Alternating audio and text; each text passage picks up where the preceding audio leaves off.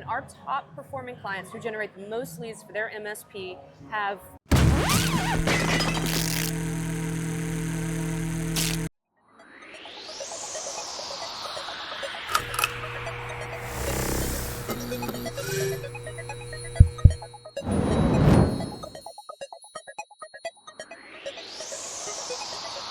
Hey everyone, this is Mike again from Iceberg Cyber. We're here at the GTIA ChannelCon 2025 in Nashville in this lovely resort with palm trees and stuff behind us. Fantastic. I'm here with Cassi Carpenter from Tech Pro Marketing. Hello. Cassi, we have been internet friends, but this is our first time meeting in person. I think so, yeah. Yes, excellent. So, Cassi, we want to talk about SEO, one of those three-letter words that we hear all the time. When we talk about getting leads or sales or marketing or anything like that, we're talking SEO.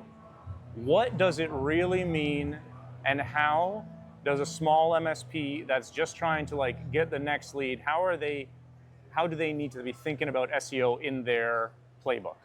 The SEO is definitely one of everyone's favorite marketing acronyms, right? And I think there's a lot of misunderstanding in what goes into SEO and what makes SEO great and when it actually works, and setting expectations with that as well. You mentioned a smaller MSP, I imagine more of an early stage MSP. There's a high likelihood that if you have an old website, if you don't have an up-to-date website, you have no website, you likely don't have any visibility online, right? There's no visibility on Google, and you have to imagine going into it, all the steps that go into play to get your business listed on Google, period. And then you think about taking that business, you want to list it on page 1 of Google. Right. Right. So there's so much that's going to go into that. So I think the first step in the process in understanding SEO is first understanding setting expectations. Okay. And what kind of expectations should they be? Yeah. We're painting the picture again. This is a $500,000 MSP. They're trying to get to $1 million. They got 20-ish clients. Yeah. They're in a town with 300,000 people. Okay. Like New Orleans. I don't know what's the population of Nashville, but New Orleans is 350,000. So it's comparable. It starts with the letter N. Let's say we're there. There's small businesses galore, but none of them are coming to their website because their website was made on GeoCities. That's not a joke. That's real. It still exists. So overdoing the website is one thing. That, I think, because it's very visual, MSPs understand, sure, my website doesn't look good, it's going to look better. That they get. How does that help them with the ultimate goal in this little microcosm is to be the first result on Google when someone searches IT near me? Right. And you mentioned specifically the keyword IT near me, so we're talking local SEO. When we're talking local SEO, we have much higher focus on your Google business profile. So you've got to get the Google business profile, and you got to go out and you got to get 5-star Google reviews. That's the #1 job of the business owner, of the MSP. Go out and get 5-star Google reviews. Then you want to have a great website to back it up, because the Google business profile is what you want to be listed in that little maps pack, the top 3 local listings next to the map on page 1 of Google. That's where a business wants to be listed, because when someone searches IT support near me, it's local, they want to see that you have reviews. They want to go through and read the reviews. They want to know that another business like them has done business with you and you did a good job for them.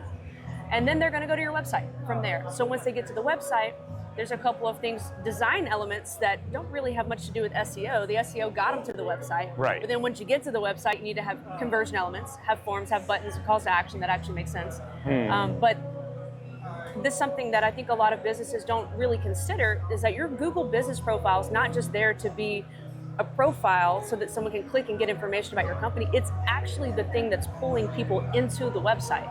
It is the inbound lead generator. Especially with Google's new advanced search features, where they have the map return before a lot of the text listings. Exactly. And what we're finding too is, we're going to go back to the IT support near me keyword. You type that into the search bar on Google, you're usually going to see paid ads. Then you're going to usually see the maps pack come up before the organic listings. Specifically with MSPs right now, the majority of your top organic listings are going to be franchises, directories. They're going to be far more competitive spots to get today than they've ever been before. It's incredibly competitive and incredibly challenging for an MSP to get an organic listing right there. And so another SEO play here, aside from the Google business profile, is getting listed on those directories.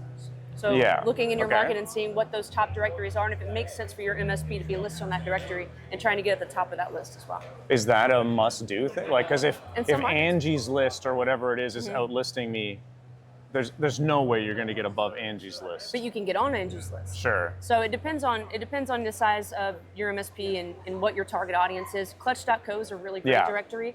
It's not going to come up in every market, so you want to do a little research to find out, is Clutch.co coming up for certain keywords in my market, right? Angie's List tends to be a little smaller type audience than most MSPs want to go with. However, because it's B2C right. in most use cases. Right, but residential, it started as the residential home repair Angie's List thing. Exactly. So a lot of times you're going to get the mom and pop shops or the one-man band, and you're not really looking to dive into that clientele. But understanding what directories are being listed and if they're going to be a directory that you can benefit from with your MSP. Yeah. Okay. So these are good tactics, especially the Google Business Review. I think that's everyone footnote that. Yes. I'm also guilty of this because I know that my Google Business Review is out of date. We won't go into that, but I've been to thousands of MSPs' websites. Many of them are not doing the Google Business. I meant Google My Business, GMB, Google My Business Profile, not the Google Reviews. Right. Google My Business Profile. Now referred to as Google Business Profile, but yes, same thing. One and the same. That's an important thing that everyone should fill out. It is. So this is number one topic, number one tip that you're giving everyone. Yeah, we work with hundreds. We have hundreds of MSPs who are active clients of ours right now. And our top performing clients who generate the most leads for their MSP have a lot of 5-star Google reviews. Okay. And 80 to 85% of their leads are being generated by someone clicking on that Google Business Profile and going to their website from that profile. Okay, so this is the combo that you're saying now is you must have an attractive Google Business Profile, used to be called Google My Business, GMB, and that's where the 5-star reviews are bumping up the visibility so that you could grab impressions and get conversion off of that. It's a big component of it, and I think it's one of the biggest pieces of the pie because it's one of the things that you can do. Google likes it when you keep things up to date and relevant. Okay. And the more frequently you get a 5-star review, the more up to date that profile is, so the more likely they are to bump you up in that ranking. Okay. Is there a sub-tactic here if the MSP is only remote and they don't have an office?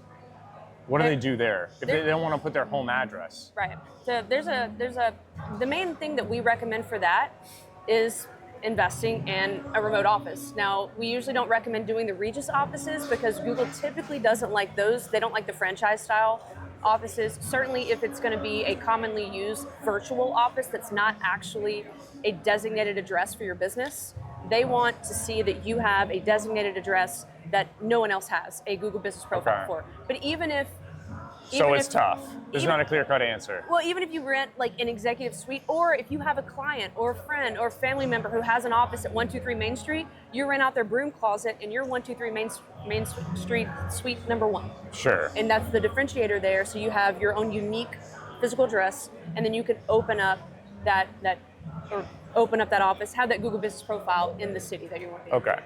Okay, I think that's a small subset. That was actually a hidden question because that's my problem is my business address is the office that I used to have that I moved out of, and I don't want it to have a picture of my house.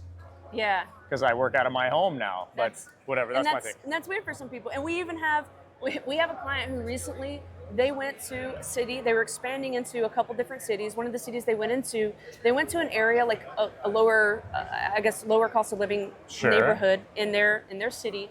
And there were a lot of abandoned offices. So they were able to get a really great price. They pay a few $100 a month to rent an office space and have an address. That's going to put them in the city center where they want to be. Oh, so this is a strategic placement for the prospect pool that they want to get after. So it looks like they're more local. It's both because that is going to help them target more of those local prospects they're looking for. But they also did not already have a physical location. Sure. They're physically in a different state. So they rented that office space. Sweet. Okay, cool.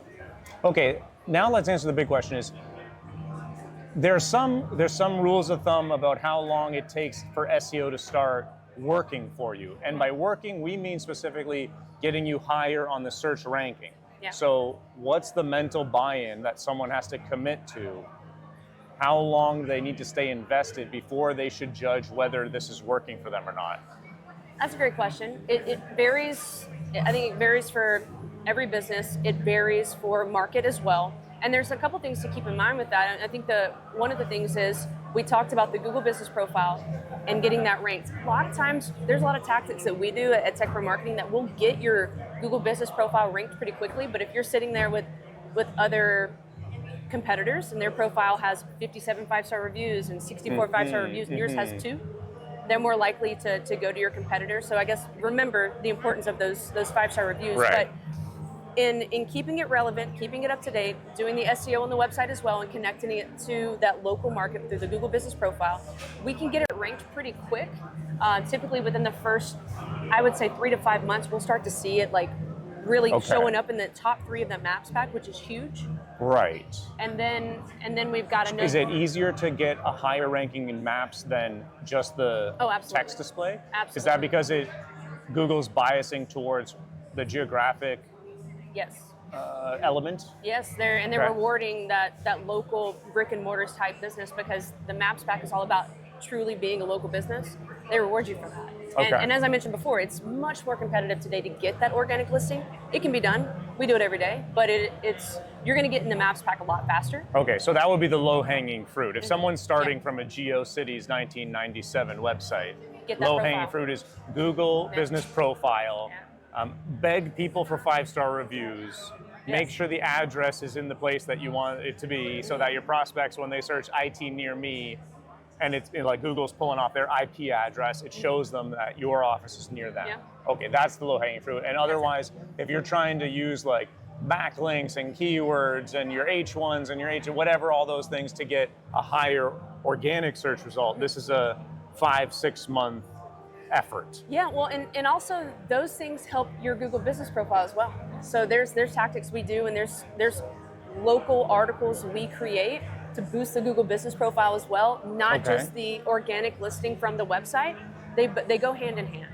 And so, but to answer your question about expectations on length of time with an organic listing, either way, typically you're looking within the first 3 to 5 months to maybe start to see a lead come in from that. Yeah. And I would say probably, 5 to 7 months to start to see couple of these from that. It could take up to a year to start to really generate leads. What's the time lag you think there? It differs on different MSPs. Some of it is, sometimes we have clients come in who have established some SEO before, and they have a bit of a foundation, and we just build on that, and we snowball with that. Some people come in with zero visibility. We see that honestly more times than not. It takes a little bit longer.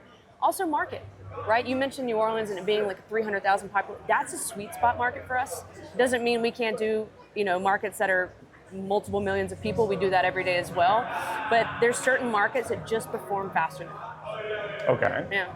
And I don't know why that is. And So what is the lag? Like technically speaking, the lag is that let's say you take all the best practices of a client of yours that's working, and you just duplicate that on a brand new client, but it still takes 5 months for you to see them get to like the top 3 results.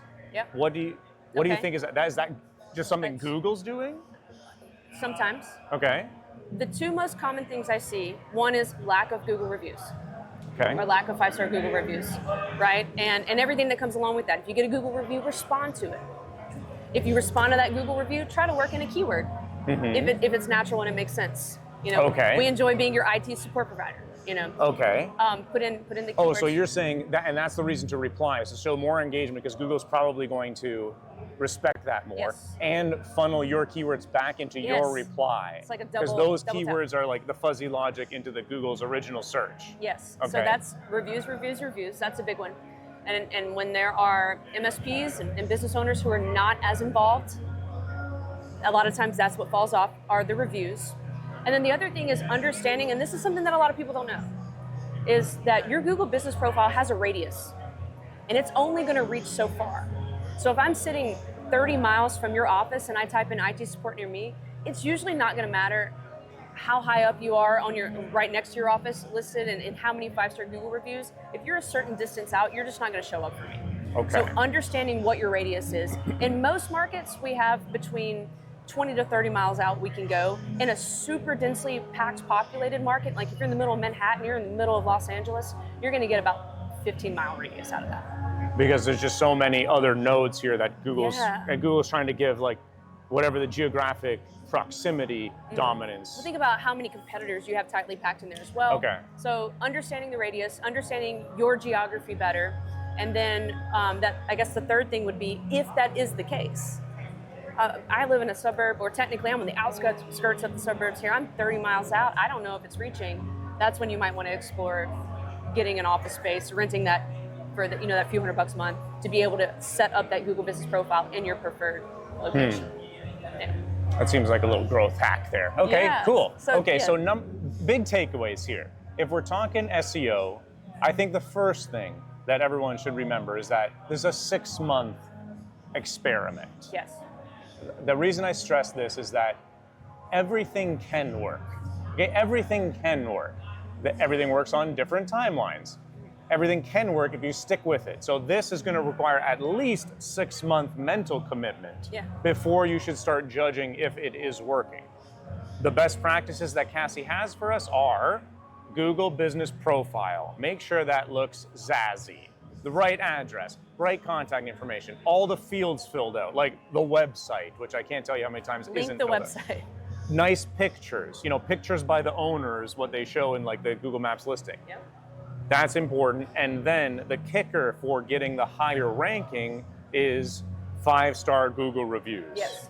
And you're specifically saying 5-star because you're trying to just like put that out into the cosmos, or like does a 3-star review hurt you? It does. It'll make that number go down. So if you're sitting in the Maps pack, you're in the top 3, you've made it, you've boosted yourself in the rankings there. And again, you've got a competitor who's got 33 5-star reviews. You've got a competitor who might only have 21 5-star reviews, and you might have more. You might have 62 reviews, but if your number's really low, if it's like a 3.2, I'm going to be cautious to work with you, right? Now, if it's 4.7, I might want to work with you more. Okay. It depends on how many reviews you have. So we just got to get legit. Yeah. We got to get we got to stuff as many 5s, but you can't just be like asking your employees to put 5-star reviews. Does Google have any sort of verification on these? Not really, no, because sometimes we can bat some false ones, and those are hard to take off. But there's ways that you can incentivize your team to get them on your behalf and on behalf of your MSP. You guys are closing tickets all the time. Your clients are happy. Don't be afraid to request the 5-star review. Right. Yeah. This is a big thing. Yeah. One of our mutual clients, we have been doing exactly that on prospecting calls. If at any time we disqualify this lead, they don't have a problem, it's not the right size, it's not the right time, whatever, it goes into the talk track of let's help them fix something, cyber score, and then we ask for a 5-star review. That we've been getting reviews, which is a win. Yes. Because otherwise they would just go back off into the ether and not know us anymore, but at least we got the 5-star review, which is ephemeral. Great. Amazing tactic. Yep. Wonderful. That's been Cassi Carpenter talking about SEO, but now for the behind the scenes, we're going into the far more interesting conversation. Cassi, you and Nate had an incredible experience in March. Please tell everyone about it. Acquisition.com, yes, with the Hormozis in Las Vegas. That was amazing. Okay. Yeah. I'm just trying to pause myself because you can see I'm getting excited. You're giddy. Many people that have seen some of my videos may know that I'm a huge Hormozi head. I'm a disciple of the Book of Hormozi. This is where I learned to love sales. So I followed it like a schoolboy. When Nate told me he was going, I was like, oh my God, tell me everything. Send me all the pictures. I want to know everything. Yeah. I wish I could go. I do wish I could go, but I don't want to pony up the cash yet. What did you learn? Mm-hmm. I think, we go to a lot of events. We're at an event right now. I go to a lot of events, have the opportunity to participate in masterminds and peer groups. The thing that we got the most value of, or I'll speak for myself, that I feel like I got the most value out of from this event, was really honing in on the one clear core thing that we needed to continue to scale our business, right? There's certain levels of growth we're working to achieve right now, and we really needed to pinpoint that one thing and get really clear on that to help us scale. A lot of times we get shiny object. We go to events like this and we hear about all these really cool ideas, these new things, and we want to do them all. But I would say squeeze as much juice out of the lemon as you can sometimes, right? That's really how you scale, and then start adding on the next thing. And that's one of the biggest things we learned. And I make this face when I look up and think, yes, I know that does sound I know, I can think about a dozen things, a dozen shiny object distractions that I think about constantly. Pick the one thing, and it brings us back to our SEO. Like I said, Yes. many things can work. And don't listen to the people that say like cold calling doesn't work or door knocking doesn't work or SEO doesn't work. Don't listen to them. They're just jaded because it didn't work for them. Everything can work if you stick with it with focus. Because if you try and do 18 things at 10% quality, none of them will work.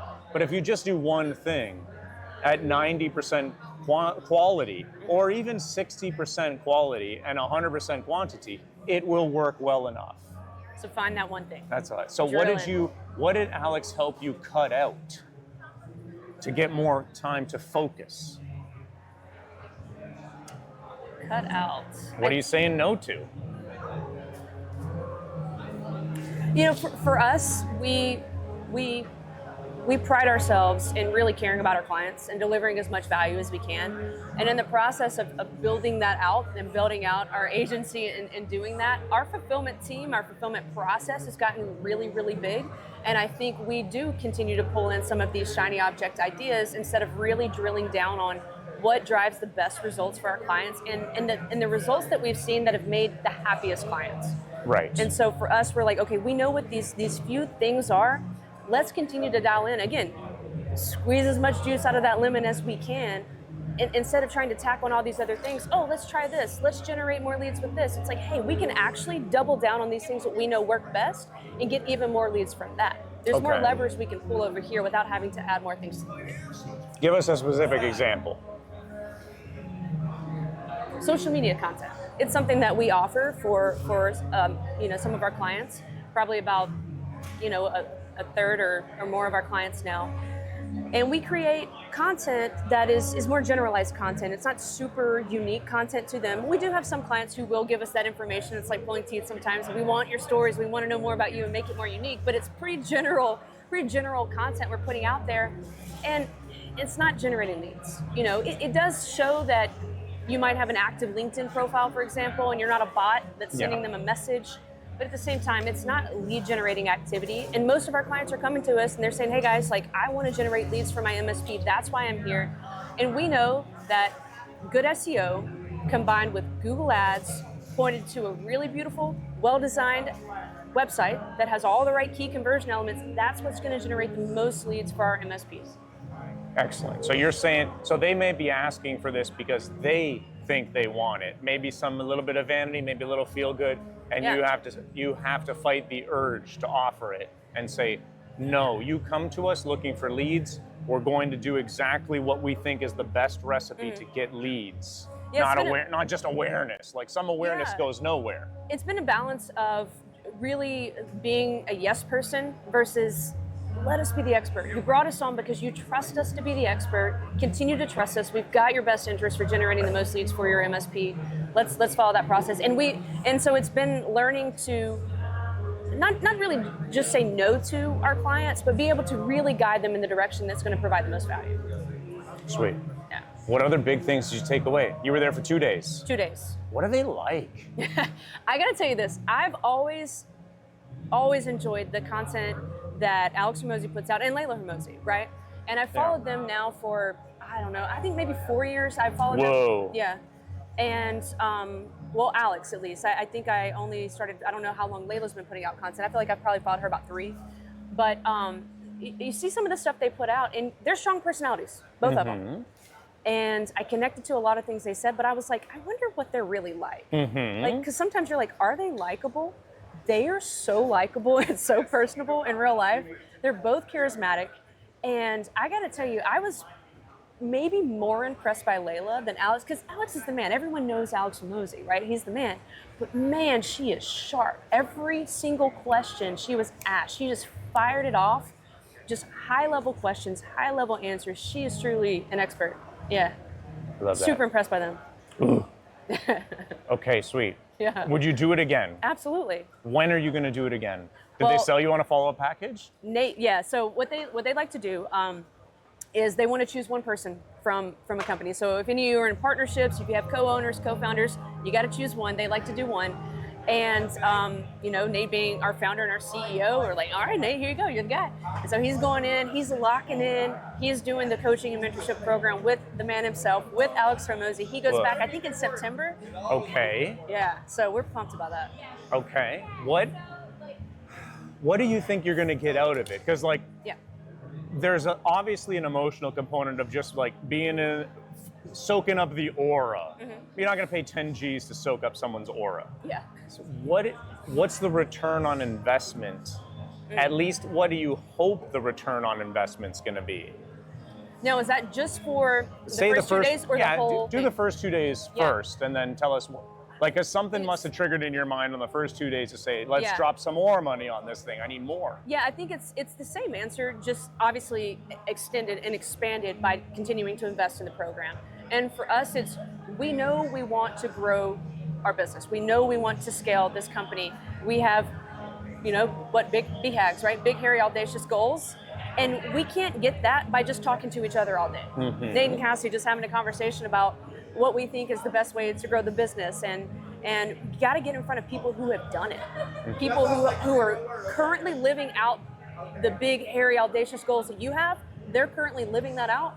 Go learn from them. And I think that's really the biggest thing we got from that is sitting in a room, not only sitting in a room with the Hormozis, but their team is wildly impressive. The people they have running their programs, running their portfolio companies. And then we sat in with most of the businesses that were our peers in that room were much bigger than we are, right? So we're learning from the people sitting next to us as well. So it's just being in a room of people who are where you want to be at your next level in business. Cool. Okay, well, this has been fun. This has been a little mini masterclass with Cassi Carpenter. All right. From Tech Pro Marketing, live here at GTIA ChannelCon 2025. I'm your host, Mike from Iceberg Cyber. Thanks for joining us all. Enjoyed this episode? Hit like, drop a comment, and subscribe.